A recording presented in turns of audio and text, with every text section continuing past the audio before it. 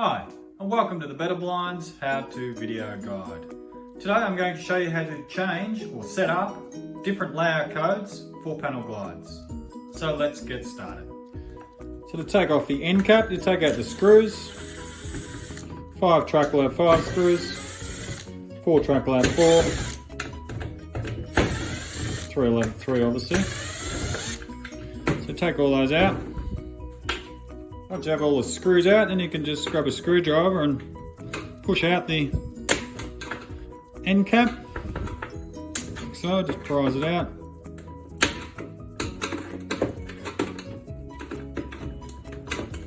So. Like so.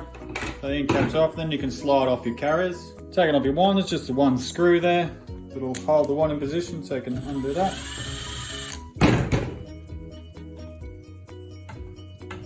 So it just comes off.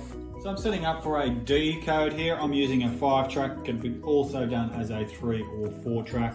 You would just have less carriers if you're doing a 3 or 4 track. So this is my front of my track here, Velcro, and this is the right hand end.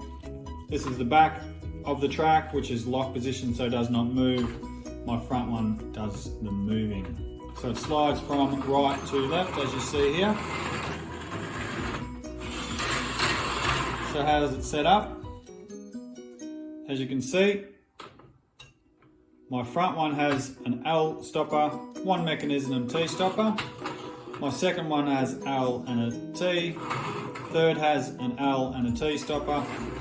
My fourth has an L and a T. And my fifth, which is the one that's in the lock position, has 2 T stoppers. So it should look something similar to this. If you're doing a 3 or 4, you just have less carriers.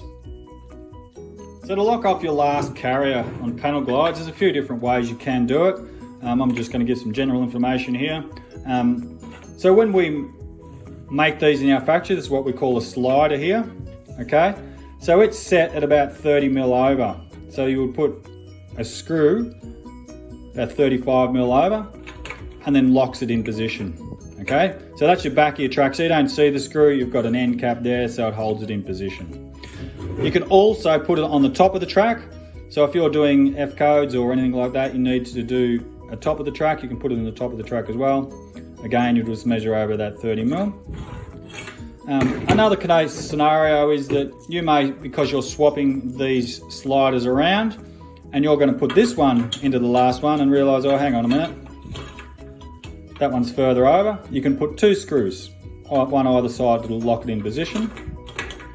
Or you could move that slider back. It's just a screw, small screw that you take out and then slide it back to that 30 mil. So there's a couple of different ways you can set that last carrier and lock it off.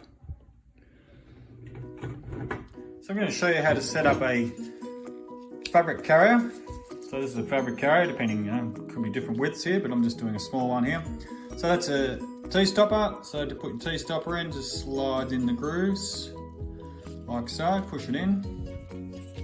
If you wanted to do a L-stopper, depending which way you're facing, the L-stoppers want to be about 50 mil over from the end, because you want your fabric overlap at about 50 mil. So put it about 50 mil. Then you can put one of these screws in to both the L and T stopper. They just screw in. If you are taking the screws out, be very careful, because actually they snap off and break internally. And once they snap off, it's very difficult to get the L or T stopper off if that small little screw has broken inside. So that's how you set an L stopper. So remember, 50 mil over from the end.